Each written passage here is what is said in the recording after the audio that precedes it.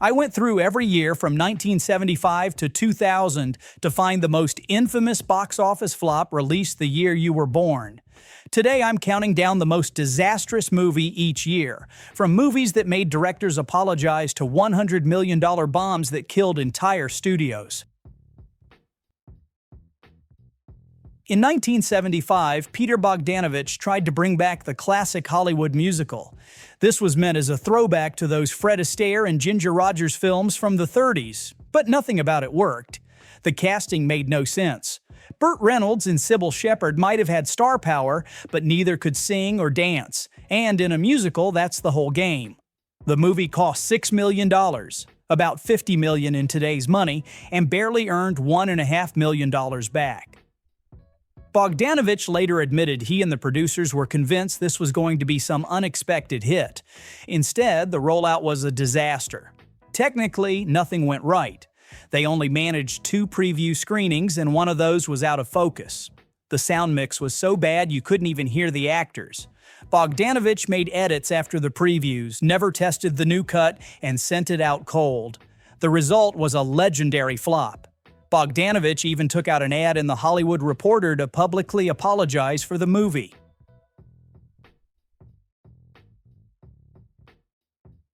Bertolucci's film told the story of 2 friends born at the start of the 20th century in Italy, tracking their lives across 75 years of political and personal change. On paper, the cast was stacked with Burt Lancaster, Donald Sutherland, Robert De Niro, but the production was a mess from the start. Bertolucci and De Niro clashed over process. De Niro came in as a method actor who liked to collaborate, but Bertolucci ran his set with orders and no input. Bertolucci decided to shoot the actors as old men first, a move De Niro called a huge mistake. Nobody was in the right headspace, but they went ahead anyway. The film leaned hard into pro-communist themes, which in the middle of the Cold War was just awkward, and the runtime was over 5 hours long. For release, they cut it in 2, but even that didn't help. People saw the first part and never came back for the second. The movie tanked with $9 million budget and just over $3 million made in the US. Many people actually thought Sorcerer was a horror film, especially coming from William Friedkin, the director of The Exorcist. But what they actually got was an intense, slow-burn thriller about 4 desperate men stuck in South America driving trucks full of unstable dynamite through the jungle. Sorcerer came out right alongside Star Wars, and that timing pretty much killed it. The film needed to make $45 million just to break even, but only pulled in $9 million worldwide. Meanwhile, Star Wars rocketed past $500 million. Editor Bud Smith later said it straight: Star Wars made our film look like an amateurish piece of shit. Still, for Friedkin, Sorcerer's the movie he's most proud of. Star Wars changed the zeitgeist. I'd say 80% of American films today are all offshoots of it. None of us could see the tsunami of Star Wars. It happened rather quickly. The studio had high hopes for Sorcerer. To me, it's the only film of mine that I would not change a frame of. Sextette is one of those movies where you can see every single mistake before the credits even roll. You've got Mae West, an icon from the 1930s, cast as a sex symbol again, except she's 85 years old. Not only is she way past her prime, but the film tries to play her as both glamorous and somehow still in on the joke, except she absolutely isn't. She looks lost up there, and it's honestly sad that this was her final film. West plays a Hollywood star who's just married her 6th husband, Timothy Dalton, who's decades younger. But every 2 minutes, their honeymoon gets interrupted by ex-husbands, by a meddling manager, even by the Olympic gymnastics team. It took them 12 weeks to finish shooting, and by then, West couldn't remember her lines. She had to wear an earpiece so someone could feed her every word. The movie landed in theaters and bombed hard. It only made $50 grand at the US box office after a budget of $7 to $8 million. For Mae West, this was the last act, and it's probably better that way. Meteor was supposed to ride the wave of 70s disaster movies. Airport, Towering Inferno, Earthquake were all huge hits. Instead, Meteor ended up killing the whole genre and taking its studio down with it. The cast here was great: Sean Connery, Henry Fonda, Natalie Wood. The budget was $16 million, which is like $74 million today, and they still managed to muck it all up. The story is all about a meteor heading straight for Earth, and it should have been a huge hit. Instead, the final product is slow, dull, and just flat-out boring. Critics hated it. Rotten Tomatoes still has it sitting at 5%. The movie only made $8.4 million in the US, barely half its budget. American International Pictures, the studio behind it, went bankrupt. If there's any legacy here, it's that Meteor basically set the template for later disaster movies like Armageddon and Deep Impact. They just did it a lot better. If you were born in 1980, congrats. That's the year an entire new Hollywood era got destroyed by a single movie. United Artists gave Michael Cimino, fresh off The Deer Hunter, a blank check, $11 million to make a Western epic. Cimino took that as a challenge, burned through $44 million, and ended up a year behind schedule. The stories from this set are all insane.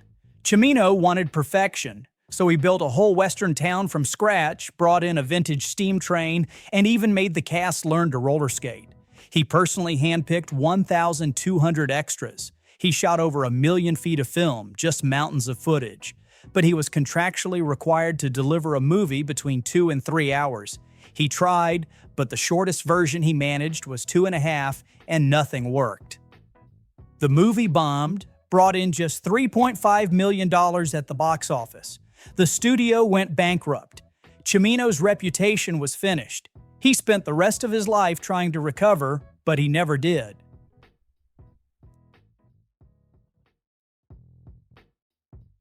Back in 1981, Honky Tonk Freeway set out to be the biggest comedy ever made, at least in terms of budget. John Schlesinger, coming off the success of Midnight Cowboy, took a shot at American satire. He poured $24 million into a story about a dying tourist town in Florida desperate to get noticed after the new freeway bypasses it. The whole production turned Mount Dora, Florida into a surreal vision of kitsch. Schlesinger had entire buildings painted neon pink, trying to create the ultimate tourist trap. They actually went all in on this one. One day they blew up a 4-lane bridge just for a single joke. There's even a scene with a water-skiing elephant. If that sounds confusing, it's because it was. Crew members started calling it the most expensive inside joke in history. Despite all the stunts, the pyrotechnics, and the cast they pulled together, there was no real star power leading the movie, and the story was all over the place. People didn't get it, and nobody showed up. The final box office was just $2 million. That's $22 million gone, and all anyone remembers is an elephant on water skis. One from the Heart was supposed to be a lighter project after Apocalypse Now. Coppola wanted to make something with song, dance, and a Vegas fairy tale vibe. He rebuilt Nevada's McCarran International Airport from scratch, spent a fortune on sets, and pushed visual techniques that no one else had tried. The whole thing cost $26 million, an insane amount for a romantic musical at the time. On paper, it looked great. The soundtrack was all Tom Waits, the scenery was elaborate, and Coppola had Terry Garr and Frederick Forrest as his leads. But there was no real chemistry. The plot was thin, and fans who wanted another hard-edged Coppola film were just baffled.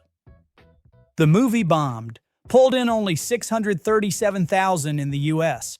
The losses wrecked Coppola's studio, Zoetrope, which ended up in bankruptcy not once but twice, all because of this film. Coppola even admitted later that most of his later movies were just to pay off the debt from this one.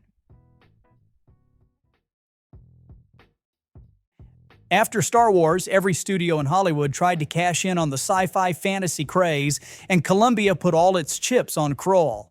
The budget ballooned to $40 million. It was one of the most expensive genre films of the time. The idea was basically to just blend everything: evil overlords, swords, sorcery, space battles. But instead of magic, it turned into a lesson in what happens when you chase trends instead of making your own. Director Peter Yates, who'd made Bullet, was an odd choice and never seemed all that interested in actually doing this. The film never settled on what it wanted to be, sci-fi, fantasy, or adventure, so it just felt like a mishmash of half-baked ideas. The script wandered everywhere, and by the end, Columbia more or less gave up. They barely bothered to promote it. Krull managed to scrape together $16.5 million at the US box office, but the losses worldwide were over $33 million. The failure was enough to stall the career of its producer, Ron Silverman. Francis Ford Coppola went into the Cotton Club already under pressure. He needed the gig to pay off old debts, and the studio wanted something big. So he took a shot at a musical gangster epic set in 1930s Harlem. Richard Gere led as Dixie Dwyer, with Gregory Hines playing the entertainer. Everything revolved around the legendary Cotton Club, a place where mobsters, dancers, and musicians all crossed paths. But from day one, the production was a mess. Robert Evans, the producer, wanted to direct himself. The budget kept climbing and eventually hit $58 million. The studio forced Coppola to cut out large parts of the black storylines. Apparently, they were worried there was too much tap dancing and too many black people for mainstream audiences. That meddling, of course, gutted the whole idea, and the result was a mess. Critics called it confusing, thin on plot, and clearly hacked up in editing. The movie only earned back about half its budget. Revolution is what happens when a studio tries to rush out a historical epic with no real plan. Al Pacino, fresh off a string of hits, starred as a fur trapper caught up in the American Revolution. On paper, it should have worked. Hugh Hudson had just been Oscar-nominated for Chariots of Fire. But the script was weak, the chemistry between the leads was missing, and the movie seemed lost about what story it wanted to tell. Major historical events were just thrown together with no flow. Production was a scramble to make a holiday release, and it showed. They spent $28 million on the film. It came out half-baked, critics destroyed it, and the box office was a joke, just $350,000. Pacino was slammed for his over-the-top performance and unconvincing accent. The experience was so bad he quit Hollywood entirely. He went back to Broadway and didn't make another movie for 4 years. Pacino later called Revolution a disorienting experience, said he was appalled and shocked by what ended up on screen, and admitted it killed his interest in movies for a long time. The director, Hugh Hudson, never recovered either. His big Hollywood moment basically ended overnight. Shanghai Surprise is one of those movies where everything should have worked and nothing did. Madonna was at her absolute peak here. She was coming off good reviews for Desperately Seeking Susan, so everyone assumed she was about to conquer film too. Pairing her with Sean Penn, who was on fire in Hollywood and just married to her, looked like a slam dunk. Instead, it all collapsed immediately. The movie was supposed to be a quirky British adventure comedy, but instead it just dragged. Madonna played a missionary, Penn played a syndicate, and there were more Asian stereotypes than you could count. Critics didn't just dislike it, they went nuclear. It racked up 5 Razzie nominations, and Madonna took home Worst Actress. The fallout hit fast. The movie cost $17 million, and it limped to just $2.3 million at the box office. Director Jim Goddard, who had a solid TV career, was finished in film. He went right back to television after this. For Madonna, the acting curse set in. She spent the next decade trying to prove she could act, but no one took her seriously until Dick Tracy and finally Evita in the 90s. By the time Ishtar hit theaters in 1987, it had already become a punchline in Hollywood circles. Warren Beatty and Dustin Hoffman, both huge stars, signed on to play 2 hopeless songwriters who stumble into Cold War intrigue in Morocco.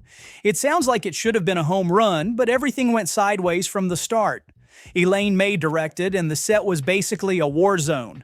The budget just kept climbing, ending up at $51 million. Even before release, the movie had a reputation for being a disaster. Columbia execs started to panic as soon as early reviews trickled in and responded by slashing the marketing budget. When Ishtar finally opened, it was dead on arrival.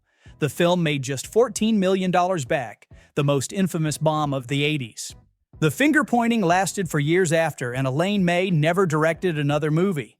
Looking back, she summed up the whole mess perfectly.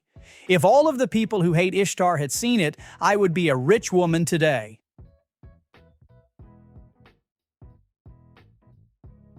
This one was an epic retelling of the tall tales of Baron Munchausen, full of wild visuals and impossible set pieces. Basically classic Gilliam.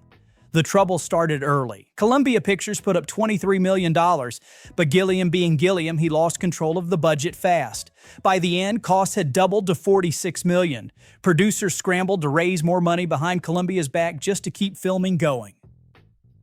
By the time shooting finished, there was a whole new regime running Columbia, and they hated the movie.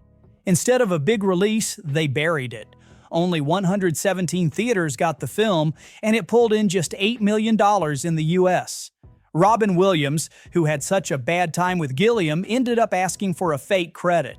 The movie did score 4 Oscar nominations for its visuals and costumes, but the whole mess basically torpedoed Gilliam's reputation in Hollywood. Years later, he still called it the movie that made him lose everything except his house. Old Gringo is a perfect example of a film that just never figured out what it wanted to be. Set during the Mexican Revolution, it was pitched as a romantic adventure with Jane Fonda, Gregory Peck, and Jimmy Smits. Fonda co-produced, so she got the most screen time, but her performance and dialogue was the worst. Gregory Peck, who was a longtime friend of Fonda's and joined her at plenty of political rallies, signed on too, and this ended up being the only time they ever worked together on screen. The problem started early. The movie was booed at Cannes, and after that the studio gave up and dumped it in a limited release, just 237 theaters. For Jane Fonda, this was the last movie she made before taking a 15-year break from acting, and considering how this one turned out, it's not hard to see why. Director Luis Puenzo didn't recover much either. After a couple more films for the rest of the century, and 2 in the 21st, he basically disappeared. The one place Old Gringo didn't bomb was Mexico, where it at least made some money back in its own backyard. The Bonfire of the Vanities was supposed to be this big Oscar contender. You've got Tom Wolfe's hit novel, Brian De Palma behind the camera, and a cast stacked with Tom Hanks, Melanie Griffith, and Bruce Willis. Warner Brothers threw $47 million at it and walked straight into one of the most infamous disasters of the decade. Everything about this production was a mess. Studio execs forced De Palma to cast Bruce Willis as the British journalist, so the character suddenly became American. F. Murray Abraham got so pissed about not getting top billing, he pulled his name off the film. The studio kept softening the script's satire and racial elements. Test screenings went badly, so they rewrote the ending, reshot huge chunks, and even inserted a black judge character played by Morgan Freeman. He delivers some big moral speech here. Every bit of creative vision got lost to studio panic. The result was a movie pretty much nobody wanted. Critics tore it apart, 15% on Rotten Tomatoes. Vincent Canby called it a gross, unfunny travesty, and everyone else called it vapid and miscast. Instead of Oscar night, Bonfire became a punchline, and the only thing anyone remembers now is the making of book, The Devil's Candy, which honestly is a better story than the movie ever was. If you want to see how fast a director's fortunes can change, look at Michael Lehman. Guy makes Heathers and looks set for the A-list, then gets handed Hudson Hawk, Bruce Willis's passion project, and in the end, his own undoing. Budget here was $65 million. This was never going to go well. Hudson Hawk is all noise and slapstick. Willis and his sidekick bouncing from one cartoon scene to another, cracking safes and singing. Just constant nonsense from start to finish. People hated it, critics hated it, and it crashed hard. $17 million domestic, not even a third of what they spent. Bruce Willis, to his credit, shook off the flop and stayed an A-lister, although he never tried scriptwriting again. For Lehman, though, it was a one-way ticket off the A-list. He still works, and every once in a while he gets something decent, like recent Dexter Original Sin, but his big career in Hollywood never materialized after this. Hero is one of those movies that shows up in Dustin Hoffman's filmography and nobody ever talks about it, and there's a reason for that. On paper, you'd think this one would work. Hoffman plays a guy down on his luck who ends up saving people from a plane crash, and Gina Davis is the reporter who gets pulled into his story. but the thing just never lands. It wasn't even the cast's fault. Hoffman, Gina Davis, Andy Garcia, they all do what they can. The problem is the plot. It drags out simple ideas forever. Characters spend ages figuring out what's obvious. And Hoffman's character never gets to actually tell his side without being interrupted. The whole thing just rings false. You can feel the script forcing people to act dumb for the sake of moving things along. The film had a rough time behind the scenes from the very beginning. The script got rewritten 3 different times after shooting started, which is always a red flag. Hoffman insisted on having the final say on the edit, and then when it came time for reshoots, he refused to show up. Test audiences hated the original ending so much that the studio reshot it without telling the director. All of that trouble showed up on screen and at the box office too. Hero cost $42 million to make, but it only managed to clear $19.5 million in the US, not even halfway back to its budget. Back in 1993, Hollywood made a move that still baffles people, taking Mario and Luigi out of their colorful video game world and dropping them into a live-action movie. The visuals had some guts, sure, but they missed everything people loved about the games. Instead of bright, fun, family-friendly Mario, we got a dark, weird, almost cyberpunk version that barely even acknowledged its own source material. It's hard to overstate just how far off the mark this one landed. Directors Annabelle Jankel and Rocky Morton went for something nobody asked for. A noirish, grimy take with a creepy animatronic Yoshi and a script so bad even Dennis Hopper called it the worst. Bob Hoskins absolutely hated the whole thing, later saying it was the worst thing I ever did. A fucking nightmare. The guy was literally drinking scotch on set just to get through it. The film cost $48 million, made 20, and killed any hope for Nintendo movies for decades. For years, this was known as the Citizen Kane of awful video game movies. Rob Reiner's North is the kind of disaster you almost feel bad for bringing up, but here we are. $40 million budget, just $7.2 million at the box office. It's about a kid who ditches his parents and goes hunting for replacements. Sounds quirky maybe, but in execution it's just unbearable. Critics lined up to tear it apart, and nobody did it better than Roger Ebert. His review is basically legendary. He called North one of the most unpleasant, contrived, artificial, cloying experiences he'd ever had at the movies. He literally said, "I hated this movie. Hated every simpering, stupid, vacant audience insulting moment of it. Hated the sensibility that thought anyone would like it. Hated the implied insult to the audience by its belief that anyone would be entertained by it." People agreed with Ebert, and as you'd expect, the movie flopped hard. Nobody's been asking for a North re-release, and you know exactly why. Cutthroat Island is, of course, legendary in Hollywood for all the wrong reasons. Krull Pictures and MGM tried to bring back the pirate movie in a huge way. $98 million budget, Rennie Harlin directing, massive sets, huge stunts. What they got was one of the most expensive failures ever made. The movie only made $10 million in the US, and more importantly, it bankrupted the studio. Krull went belly up, and the film even set a Guinness World Record for the biggest box office bomb. The production was cursed from day one. Rennie Harlin spent $1 million of his own money trying to fix the script, but it was never enough. Sets had to be rebuilt multiple times. The crew kept walking off. More than 24 quit after the director fired the chief camera operator. Harlin famously pushed actors to do their own stunts, whether they wanted to or not. At one point, Michael Douglas was supposed to be the lead, but he walked away. Harlin and Gina Davis literally begged the studio to let them out of the movie too, but the studio was already too deep in debt to stop. Even the marketing campaign fell apart. MGM was in the middle of a sale and just didn't bother. So by the time the movie came out, the knives were already out and critics buried it. The film didn't even crack the top 10 on opening weekend.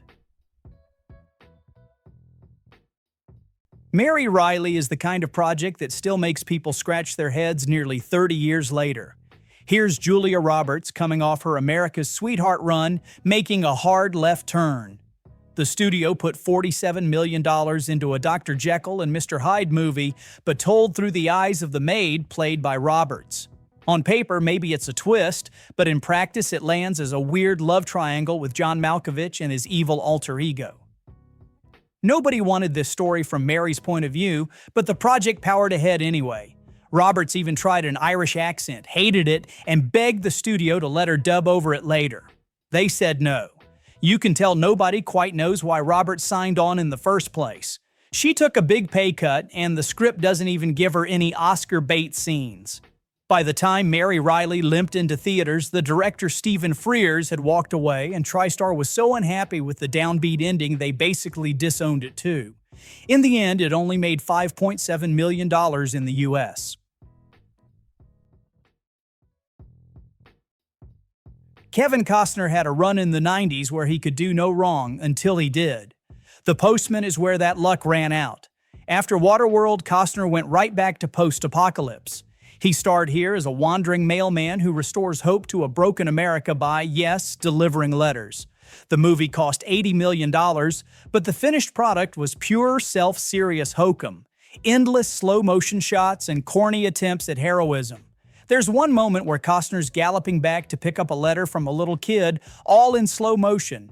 It gets so ridiculous it basically kills any chance at emotional payoff. When all was said and done, the Postman brought in only $17.6 million in the States. Not even close. Long before Marvel's Avengers, this movie landed with a cast most studios would kill for. Sean Connery, Uma Thurman, Ralph Fiennes. The budget was $60 million, but the result, just $23.3 million at the US box office. This wasn't the Marvel superheroes, but the stylish, quirky British spies of the classic 60s TV series. Problem is, the movie kept none of the wit or charm that made the show work. It's barely 90 minutes long and still feels unfinished, rushed, and confusing. The special effects might have worked, but the story didn't, and fans of the original series felt totally disrespected. Newcomers just got lost. Rotten Tomatoes still has it sitting at 5%. The movie's so bad, the reviews for it were pure gold.